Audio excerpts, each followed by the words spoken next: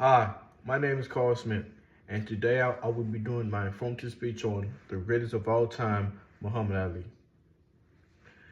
1942, the birth of a champion.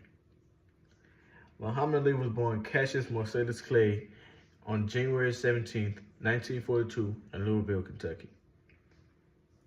Raised in the segregated South, he experienced racism early on, which would later influence his strong views on civil rights and equality. 1954, discovering boxing.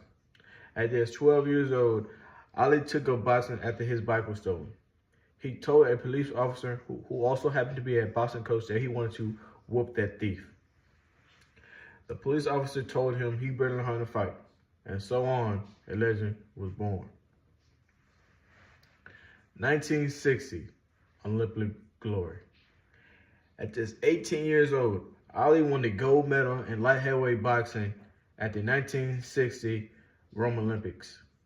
He returned home a national hero, but he still faced racial discrimination in America. This deeply affected him and planted seeds of a new change.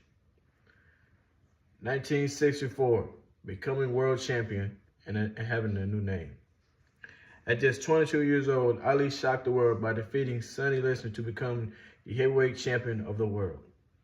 After the fight, he even made a bigger announcement.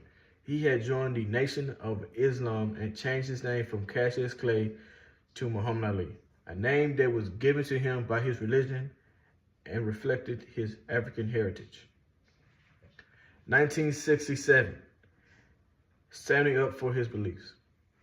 In one of the most controversial moments of his career, Ali refused to be drafted in the Vietnam War, famously saying, "I ain't got no quarrel with the Viet Cong." As a result, Ali was stripped of his title, banned from boxing for over 3 years, and faced prison time.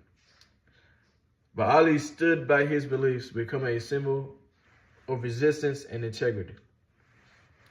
1971, the fight of the century. Ali returned in the ring in 1970, and in 1971, he faced Smoking Joe Frazier in the fight of the century. Though he lost, the match marked the start of one of the greatest rivalries in sports history. 1974, the Rumble in the Jungle. In one of the most famous fights ever, Ali faced George Foreman in Zaire in what became known as the Rumble in the Jungle. Using his clever rope-a-dope technique, Ali knocked out the undefeated Foreman and reclaimed the heavyweight title. He was once again the king of boxing of the world. 1975, the Thrilla in Manila. After their second fight, Ali and Frazier, for a third time and final time, met in the Thrilla in Manila. It was brutal, grueling, and unforgettable. Ali calling it the closest thing he ever experienced to dying. That match was unforgettable. 1981, retirement. Ali retired from boxing in 1981 with a record of 56 wins and 5 losses. But his fight was far from over. 1984, Parkinson's diagnosis. Ali was diagnosed with Parkinson's disease, likely linked to his punishment being took in the ring. But he never stopped inspiring people. He became a global ambassador for peace, humanitarian efforts, and understanding across cultures and religions. 1996, lighting the Olympic flame. One of the most emotional moments in sports history came in 1996 when Ali, trembling from Parkinson's disease, lit the Olympic flag in Atlanta.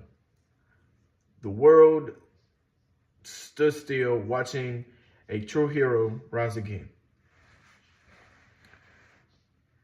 2016, a final goodbye. Muhammad Ali passed away on June 3rd, 2016 at the age of 74, but his legacy, that lives on forever. Muhammad Ali once said, "He who is not courageous enough to take risk will accomplish nothing in life." He risked everything in his career. his freedom, his reputation to stand up for what he believed in. And in the ring, he was fast, fierce, and brilliant.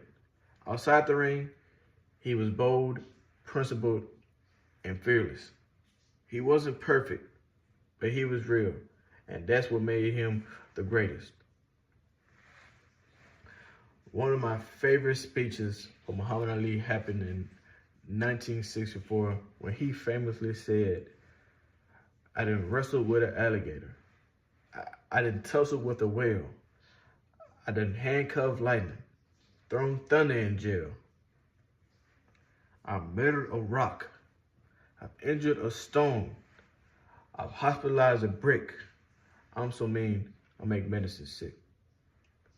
My name is Carl Smith, and this concludes my speech on the greatest of all time, Muhammad Ali.